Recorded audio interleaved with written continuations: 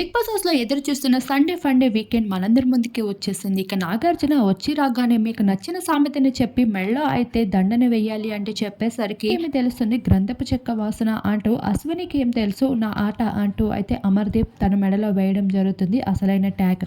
ఇక నాగార్జున అంటారు ఏంటి అంటే తనకి ఏమీ తెలియట్లేదంటావా అంటే లేదు సార్ తనకంటే ఒక క్లారిటీ లేదు అంటూ అమర్దీప్ అయితే సమాధానం చెప్పేస్తారు. ఇక అమర్ చెప్పిన మాటలకి శివాజీ అయితే ఒక లుక్ అయితే ఇచ్చేస్తాడు. మరి ఆ లుక్‌కి అర్థం ఏంటి? ఎన్ని అర్థాలున్నాయి అనేవి ఆడియన్సే వెతుక్కోవాలి. మరొక వైపు అర్జున్ అంబాటి సైతం పల్లవి ప్రసాద్ పైన ఊహించిన స్టేట్మెంట్స్ రివీల్ చేసేశారు.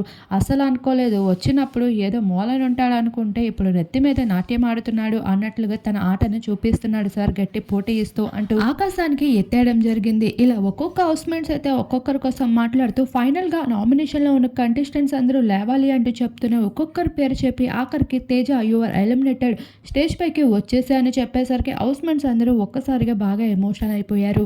అయితే తేజ ఎంత పోటీ ఇచ్చినప్పటికీ ఆడియన్స్ అందరినీ ఎంతో నవ్వించేవాడు. అందులో కంటెస్టెంట్స్ కూడా ఉండేవారు. అందుకని ఇంక తేజ వెళ్ళిపోవడంతో బాగా ఎమోషనల్ అవ్వకుండా ఉండలేకపోయారు.